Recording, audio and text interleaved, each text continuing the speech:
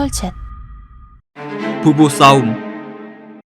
붕어빵에는 붕어를 넣어야지. 누가 봐도 없는 단무스겠냐? 아저씨, 붕어빵 하나 주세요. 붕어빵을 사서 공원에서 먹고 있었다. 우쭈쭈쭈 우르르 까꿍. 나도 나중에 결혼하면 저런 아빠 되고 싶다. 홈 스윗 홈. 우쭈쭈 우쭈쭈 우쭈쭈 우쭈쭈. 아니 저렇게까지 되긴 싫다. 걷던 중 아까 앉아있던 벤치에 폰을 두고 왔다는 걸 깨달았다. 급히 돌아가 보니 다행히 폰이 그대로 있었다. 뭐야? 지금 뭐 하는 거야? 내가 데리고 갈 거야. 더 이상 못 참아. 이 아이는 내 아이야. 애한테 뭐가 좋은지는 내가 더 잘 알아. 그 부부는 애를 두고 격하게 싸우고 있었다. 저기요, 거기 잠시만요. 나는 괜히 엮이기 싫어서 그냥 도망쳤다. 와, 결혼 절대 안 하고 평생 혼자 살아야지. 다음날 집에서 TV를 보는데 뉴스가 나왔다. 어제 오후 구독공원에서 한 여성이 일면식도 없는 남성에게 살해당해 숨졌습니다. 사건 후 남성은 여성의 아기를 납치해 도주한 것으로 알려졌습니다. 이해하면 무서운 이야기 해석 공개. 뉴스에서 아기 엄마는 일면식도 없는 남성에게 살해당했다고 전했다. 즉 공원에서 아기와 놀아주던 남성은 아기의 아빠가 아니었다. 아기의 엄마가 잠시 통화하는 사이 남성은 아기를 납치하려다 들켜버렸고 그때 벌어진 실랑이를 주인공은 부부싸움으로 착각했던 것이다. 아기 엄마는 도움을 청하려 했지만 주인공이 자리를 피하는 바람에 남성은 엄마를 살해하고 아기는 납치된 채 사라졌다. 그림 속 진실. 뭐? 맛이 없다고? 응. 뭔가 이렇게 막 이야. 유익이 된 내일 티격태격하는 부부가 있었다. 내 시비 도는데. 어쩌라고? 엄마랑 아빠 그렸다. 그러니? 지금? 어머, 잘 그렸네. 이게 아빠라고? 그들은 어린 딸의 그림 덕분에 분위기가 풀리곤 했다. 그러다 어느 날 집에 불이 나버렸다. 엄마는 딸을 데리고 도망쳐 무사했지만 안방에 있던 아빠는 숨지고 말았다. 경찰은 누군가의 방화를 염두하고 수사를 시작했고 엄마와 딸도 경찰서를 방문했다. 엄마 경찰 아저씨랑 이야기하고 올게. 경찰 언니랑 놀고 있어. 네. 지아라고 했지? 뭐하고 놀까? 그림 그릴래. 경찰은 아이에게 종이와 연필을 가져다 주었다. 다 그렸다. 오, 어디 보자. 와, 고양이가 잠자는 강아지를 지켜주고 있네. 경찰은 아이의 그림에 미소 지었다. 이해하면 무서운 이야기 해석 공개. 초반에 아이가 그린 그림을 보면 엄마를 고양이로 아빠를 강아지로 그린 것을 알 수 있다. 마지막 그림 속 엄마는 횃불과 칼을 들고 있고 아빠는 쓰러져 있다. 경찰은 이를 고양이가 잠자는 강아지를 지켜주는 그림이라고 해석했지만 횃불은 방화를, 칼은 살인을 암시했다. 즉 엄마는 아빠를 살해하고 집에 불을 지른 범인이었던 것이다. 원하는 걸 주는 앱. 놀이터에서 친구들이 모여있길래 보니 웬 미스터리한 낙서가 있었다. 원하는 걸 입력하면 진짜 주는 앱? 나 이거 깔래. 엥? 이런 거 다운받으면 폰 해킹당해. 쫄보는 빠지시고요. 체인지 박스? 집 가서 해봐야지. 갑작스러운 사고에도 오케이. 사망시 5. 지금 미래를 위한 다녀오세요. 다녀왔습니다지. 에휴, 저 꼴통 녀석 걱정되는데 보험이라도 될까? 응, 둘 다 들어놓자. 나는 앱에 가입한 뒤 갖고 싶은 걸 입력했다. 예스! 그런데 다음날 뭔가 배송 와서 보니 정말 내가 입력한 것이 와 있었다. 우와! 개꿀이네? 나는 그날부터 매일 갖고 싶은 것들을 입력해서 받기 시작했다. 이영규, 너 요즘 맨날 폰 붙잡고 게임 연질해? 아, 이거 게임 아니야! 엄마는 알지도 못하면서! 이번엔 좀 크게 가볼까? 히히. 그런데 다음날 경찰에게 전화가 오더니 부모님이 사고로 돌아가셨다고 했다. 이해하면 무서운 이야기 해석 공개. 앱 이름을 보면 영어로 등과 교환이라고 쓰여있고 버튼에도 체인지라고 쓰여있다. 이 앱은 원하는 걸 주는 대신 등가 교환의 원칙을 따르고 있었다.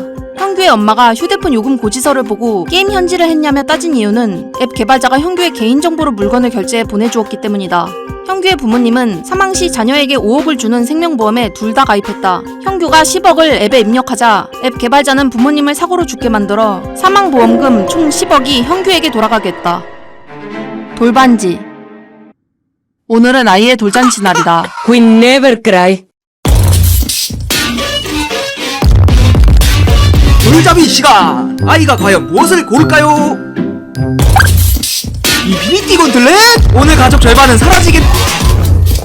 돌잔치 선물로 아버님께서 비싼 순금 돌반지도 해주셨다. 아이는 반짝반짝 빛나는 돌반지가 마음에 드는지 그날부터 계속 끼고 있게 되었다.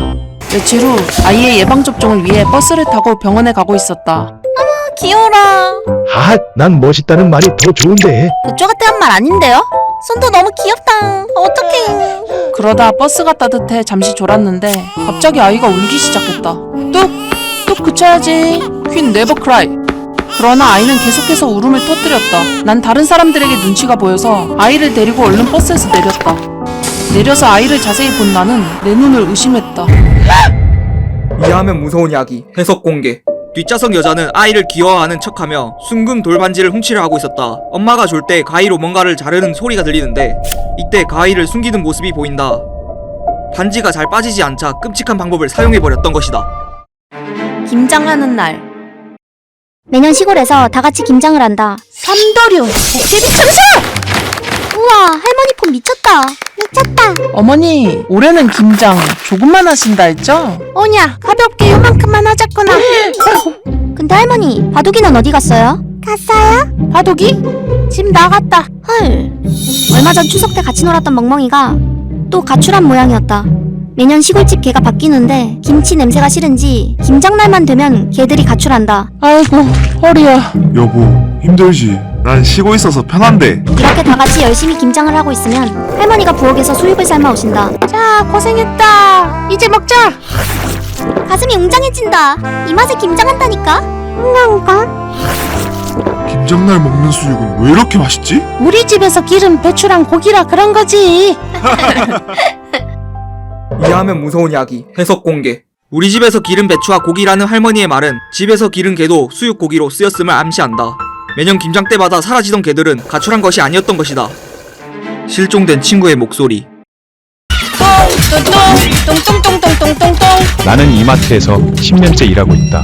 아니 여기 청소 안 해? 왜 이리 냄새가 나? 이런 진상 손님들마저도 귀엽게 보이는 이유는 마트가 인터넷 쇼핑에 밀려 곧 철거되기 때문이다. 그동안 고생 많았어. 건물을 팔기로 했네. 10년이라니. 이 냉장고도 참 많이 버텼다. 점장 오기 전에 빨리 올라와. 일 안 하고 또 어디 갔어? 10년 전 친했던 직원과 냉장고 위에서 땡땡이를 치곤 했었다. 그런데 그 친구는 어느 날 돌연 실종됐다. 친구의 가족은 그가 마트에 갔다고 했다. 경찰이 마트를 샅샅이 뒤졌지만 그는 없었다. 그때부터 마트에 혼자 있을 때마다 친구의 목소리가 들리는 것만 같아서 무서웠다. 그렇게 나 혼자 10년을 일했지만 친구는 결국 나타나지 않은 채 마트 철거일이 다가왔다. 냉장고 이쪽 잡을 테니 자네가 그쪽으로 밀어. 네? 그날 나는 친구를 다시 만나게 되었다. 이해하면 무서운 이야기 해석 공개. 실종된 친구는 마트 냉장고 뒤 벽 틈에서 죽은 채 발견되었다. 주인공이 들었던 친구의 목소리는 아직 살아있던 친구의 구조 요청이었던 것이다. 이 이야기는 2019년 7월 미국 슈퍼마켓에서 실제로 발생한 사건이다. 2009년 실종되었던 직원 A씨는 10년 뒤 슈퍼마켓 철거 중 냉장고 뒤틈에서 거꾸로 끼인 상태의 시신으로 발견되었다. 당시 직원들이 냉장고 위에서 쉬는 경우가 많았고 A씨는 실수로 이 틈에 빠졌다. 냉장고 소음 때문에 그의 외침은 누구에게도 닿지 못했고 결국 고립되어 사망했다. 그리운 뭉치. 하하, 자식 덤비긴? 너 보니까 뭉치 생각나. 오늘은 고딩 때 신세진 친구에게 놀러가기로 한 날이다. 친구가 연락처가 막힌 채 이사를 가서 겨우 집을 찾았다. 오랜만에 뭉치도 볼 수 있을 것 같아서 좋아할 것 같은 선물도 잔뜩 샀다. 네. 야, 오랜만이다. 멀리도 이사 갔네. 너 벌써 나왔어? 그래, 거의 2년 만이지. 시간 빨리 가더라. 우와, 집 좋다. 혼자 이런 데로 독립한 거야? 맞다. 우리 뭉치줄 선물 사왔어. 이거 뭉치가 좋아하던 간식이고 이건 새목걸이 그리고 장난감도 그때 같이 놀았던 생각나지. 뭉치 이리 와. 그만해! 왜 그래? 불러도 오지 않는 뭉치. 아무래도 내가 실수한 것 같았다. 혹시 뭉치 무슨 일 있어? 빨리 나가줘! 지금 당장! 미안해. 이거부터 줬어야 했는데. 이해하면 무서운 이야기 해석 공개. 고딩 때 사진을 자세히 보면 친구의 목에 개 목걸이가 걸려있다. 즉 뭉치는 개의 이름이 아니라 친구의 별명이었다. 과거 주인공은 친구를 개 취급하며 못살게 굴다가 참다 못해 신고한 친구로 인해 교도소에 가게 되었다. 출소 후 주인공은 복수를 위해 다시 찾아왔던 것이다. 한 가지 불행. 나는 지하 최대의 깡패 할아버지다. 이 스페이스 우주공간 1호선의 주인이다. 지하철을 타다 보면 정말 별의별 빌런, 아니 특이한 사람들이 많다. 네가 산다. 너는 직업도 없고 얼굴도 못났지만 두 가지 행복과 한 가지 불행이 찾아올 것이다. 나는 기분이 나빠서 그 말을 무시했다. 그런데 얼마 후 취미로 하던 유튜브 채널이 대박이 났고 이상형을 만나 결혼도 하게 되었다. 유튜브 성공과 결혼, 무당이 말했던 두 가지 행복이 이건가? 그럼 한 가지 불행이란 건 뭘까? 불안했지만 몇 년 뒤 별일 없이 자식 2명이 태어났다. 그런데 어느 날 아들이 창문에서 떨어지는 꿈을 꾸고 내가 잠에서 깼다. 아들 방을 확인하니 침대는 비어 있었고 창밖엔 끔찍한 현실이 있었다. 이것이 한 가지 불행이었구나. 그런데 그 뒤 딸도 창문에서 떨어지는 꿈을 꾸었고 딸도 아들처럼 죽었다. 그리고 아내마저 자식들을 따라가 버렸다. 나는 화가 치밀어서 그 무당을 찾아갔다. 한 가지라면서 왜 세 가지나 불행이 일어난 거예요? 그러자 무당이 한 말에 나는 머리가 하얘졌다. 이해하면 무서운 이야기 해석 공개. 한 가지 불행은 너가 목류병이라는 것이야. 즉 주인공은 목류병 상태에서 자신도 모르게 가족들을 창문 밖으로 밀어버렸던 것이다. 그의 메시지. 야 인턴! 아 정말 돌아버리겠네! 죄송합니다. 내가 몇 번을 말했어. 이거 이렇게 하면 안 된다고! 라떼는 이런 거 기본이었어! 야, 사회생활이 다 그런 거야. 그냥 윗사람이 말하면 네라고 해.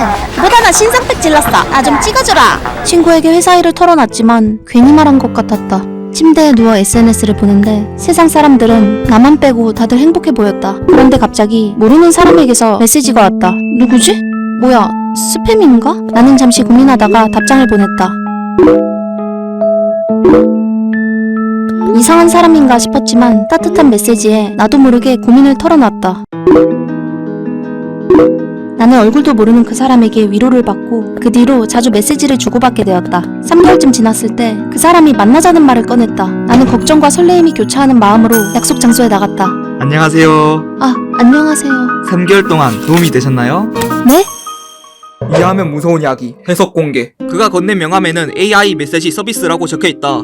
그리고 DM을 보낸 사람의 아이디를 거꾸로 읽어보면 AI 로봇, 즉 AI 계정임을 암시하고 있었다. 그동안 주인공이 의지하며 마음이 끌렸던 대화 상대는 실제 사람이 아니라 AI였던 것이다. 약속 장소에 나온 남자는 회사의 고객 매니저로 3개월 무료 체험이 끝난 고객에게 유료 결제를 제안하러 온 것이었다. 친절한 장례 지도사. 엄마, 여기 편육맛 미쳤다. 그만 가자. 일어나. 더 먹고 싶은데. 좋은데 가실 거야. 장례식도 언제? 갑자기 할아버지가 돌아가시는 바람에 급히 장례식을 치르게 되었다. 하나뿐인 가족이던 할아버지였기에 갑자기 돌아가셨다는 사실을 믿기 힘들었다. 힘든 와중 박보설이라는 장례 지도사님을 만나게 되었다. 그는 빈소 마련부터 장례식 일정까지 친절히 안내해주었고 방명록과 조의금 관리도 맡아주었다. 그리고 할아버지의 시신을 정돈하고 꽃으로 꾸며주었다. 유족분, 이제 입간식을 진행해야 합니다.